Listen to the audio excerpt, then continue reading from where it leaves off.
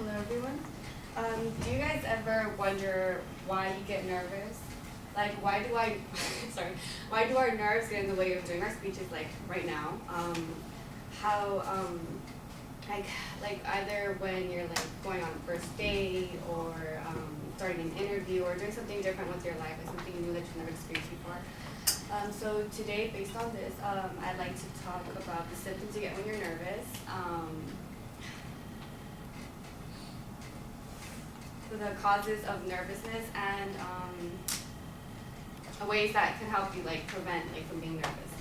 So to begin, obviously, I'm like this guy right now because I'm feeling like my heart is beating super fast right now. Like I just can't. I have a hard time looking at people like doing eye contact, which is something you're supposed to do. Also, you like my hands are like a little sweaty, like you get a little. You're nervous. That's why like I am right now. Like I don't know what I'm like exactly talking about, but I'm trying my best to like prove to you guys what nervousness is, and this is exactly what it is. So what else?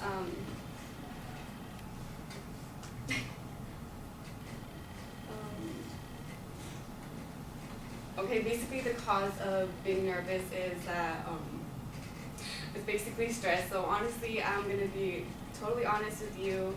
I should have prepared a little bit more for the speech, and I didn't, which is probably like my problem because I'm super nervous right now because I don't really know exactly what to talk about.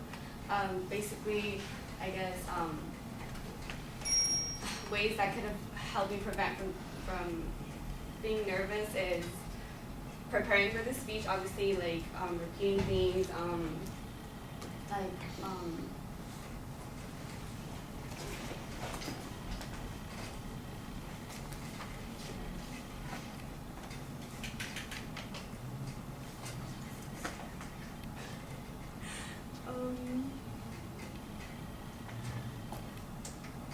I'm sorry. I'm sorry. I totally lost my train of thought. I'm sorry. You're gonna bail? Yes, I'm gonna fail. You sure? I didn't think you were doing so bad. So bad. I don't know. I'm just like I'm really nervous right now because I'm basically talking about something that's really nervous, and I totally forgot my train of thought. Well, do you have an outline handy? No. Well, that you know that's a good reason to be nervous when you when you're underprepared. You know that does make it a little bit tougher. Okay. Well, you look like you've got some visuals up here. Could you just kind of maybe walk us through the visuals instead of bailing? I'm trying to. It's just us. That is true. I just don't understand why I get like this. You know, Like every you know. my first speech. Okay. Could you use your slides as your like kind of reference to them? Yeah. Okay, so basically this image is the way of how to like help me like calm down this right now. So I'm gonna take a few deep breaths. So I don't know if everyone wants to do it with me. Like breathe in and breathe out. So doing a little bit better, What else? So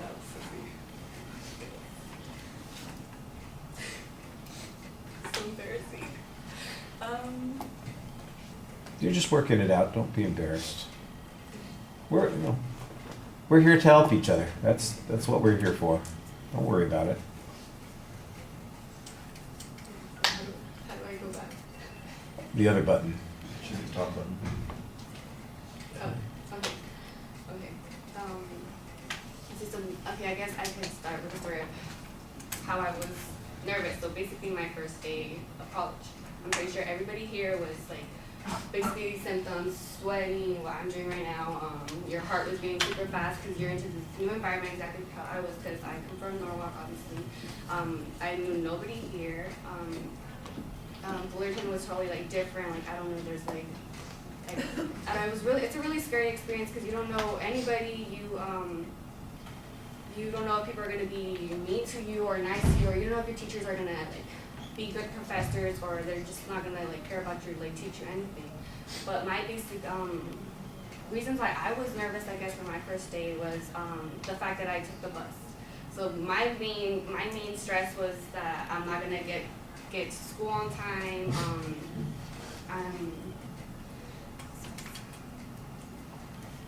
Basically.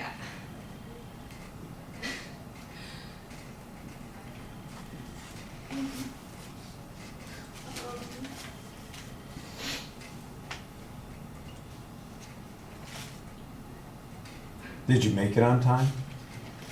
Not really. No? No, I didn't. It was Well, what happened? Well, as you all know, obviously buses take many stops, so that was one of the things. There's too many people, there's ladies, like older ladies in those wheelchairs, and then the whole bus has to stop, and the lady had to go in, and they had to place her in the thing, and obviously I was sitting in those seats where you're not supposed to be sitting, so they moved me all the way in the back, so I had to go all the way in the back. Or sometimes, like, I was really scared because I didn't know exactly where I was going. Of course, I did before school started. I went on a trip by myself, you know, like to go see which route I'm going to take, which was easier. But apparently, this time I went, obviously, it wasn't, like, you know, it wasn't helping me in any way. So, yeah, I came late for 10 minutes, and I obviously didn't know where the school building was, but luckily there's people around Fullerton that help you out. You know, the ladies are like, oh, this is where your building is. So obviously I went in, and everybody just turns around and looks at me, and I'm just like, oh no. So I just find a seat, like at the back. I always sit in the back because I get like, I don't like sitting in front because people like see you and you're more noticeable. Or, I don't know, it's just me. I'm like shy, I guess. But yeah, everything went fine. You know, I went to the professor, told him, oh, my name is Eva, I'm sorry I'm late, and all that stuff. And you know, I just had a payday after that. You know, I had 2 other classes after that, and I'm obviously on time on those, but I mean, yeah. So I guess, yeah. Well, I hope you guys noticed how nervous I was, and you guys probably maybe learned maybe not to do this for your next speech, maybe be a little bit more prepared. Obviously, practice your lines. I should have practiced my lines. I know I should have. But it's just when you're up here in front of everybody and everybody's looking at you, expecting you to say something, you don't know exactly what to say. Like, my words started, like, erase. I don't know what I was talking about, but hopefully you guys understand exactly what the symptoms are. How to avoid it, just take a few deep breaths, practice your lines, and I hope you guys do good on your speech. Thank you.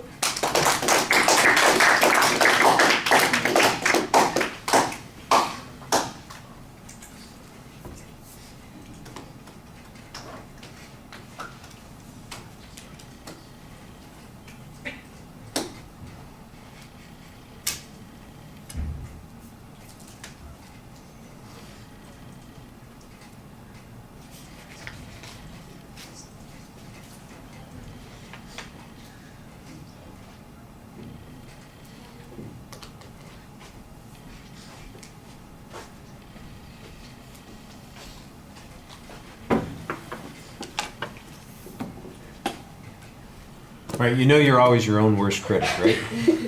Yeah. You know, because everybody in the audience, they want you to succeed. They're going to give you the benefit of the doubt most of the time. You're the one who's beaten up on yourself the most. So that's one of those things that's tough to get over with. And a lot of practice helps, and being realistic about your expectations helps. I think that you started off pretty well. I like the visual that you had as a detention device, and I liked your story, kind of the questions that you asked. Your thesis, I know what the subject is. Where you're going to go with it, I think, needs to be sharpened a little bit. But you had a good preview also about what it was that you were going to talk about. Here's the thing, I think that you kind of, because you have built this up into yourself, and that's the subject that you're talking about, that you let it carry you away a little bit, and it's not nearly as complicated as you think it is. You had a structure. You said, I'm going to talk about what the symptoms are, what the causes are, and what we're going to do, what you can do to treat some of those things. So let's just talk about the symptoms. And you started to do that, but you've personalized it so much. There's nothing wrong with doing a little bit of that personalization, because let's face it, that relieves a little bit of the stress too, to acknowledge that you're having an issue. You know, I'm sweating a little bit, right? My heart's racing a little bit. And I had the same kind of thing on the first day when I was going to school. I know what the problem there was. The problem was I was worried about getting someplace on time, and I wasn't sure what everything was going to go. And it's the uncertainty that creates problems for us. Uncertainty is a big part of this thing. And if you're a person like I am who's a little shy, uncertainty is always a big deal, because you're not sure how people are going to respond to you, how it's going to go over, whether they're friendly or supportive. And the reason I asked you, for instance, when you were talking about, well, how did it turn out? Well, you got to class, you were a little bit late, but nobody yelled at you, did they? No. And you got on the bus and you got to the school and you weren't quite sure where to go. Somebody gave you some help, right? You know? So the truth is that we create most of the anxiety ourselves. We build up in our minds that there's going to be this big thing that's going to be a complication. And that's where the anxiety comes from, trying to live up to or being afraid of the things that we've created, because then the reality is it's much less problematic than that most of the time. Now, why do we do this kind of thing? Why does this happen? Sometimes it's social pressure. And this is probably where you've got some content in your speech that you don't have with you today. And so you struggle a little bit with that. Figuring out, well, what the causes are. And there's all kinds of psychological explanations that we talked about some of those things in here too. Don't forget that people have their, oh, I can't fail, or I won't live up to people's expectations, or I've got so much riding on this kind of thing, and I don't want to be criticized. And again, a lot of that is self-imposed limitations, and anybody can train themselves to get over a lot of things.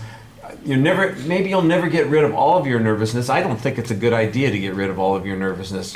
Your nervousness helps give you the ability to be energetic when you're speaking if you can channel it the right way. But instead of using just speaking as an example, talk about other things that people get nervous about. They get nervous about taking a test or going for a job interview, or if they're in a competition, they're worried about performance anxiety. Am I gonna get shown up by the defender when I go out to catch the ball? Am I going to hit a belly flop when I dive into the pool instead of that perfect splashless entry into the pool? There are lots of things that people get worried about, and you don't have to make it all focus on the thing that you're doing at that particular moment, because that's going to, I think, make it a little bit harder. A lot of the things that you're doing are very solid. I mean, we can hear you. You've got good energy in your voice. It's because you kind of pull back and stop yourself that it becomes a little bit harder for you. Usually the best thing to do is to just go, well, what's the next point? Let me get to that, and I'll do the best I can. And then get to the next point, get to that. And if you can't say anything more, say, so here's an exit line, and finish. And even if you gave a 3-minute speech where you're not, stopping to draw attention to your anxiety, you'll feel like you accomplished something. At the end of your speech, I thought you came up with a pretty good summary. And it wasn't perfect because you had struggled with some of the content issues, but we knew at the end that you were at the end and you had an exit line there. So don't beat yourself up over what you've done. Be proud of the things that you accomplished and try and fix those other things. You know what, I don't have to explain to you. You know what it is that made you nervous here. The lack of preparation and the fact that suddenly you're in front of people when you're not prepared. Had you been more prepared, all this would have felt less anxiety inducing. So that's the way to help yourself the most here. All right, thank you.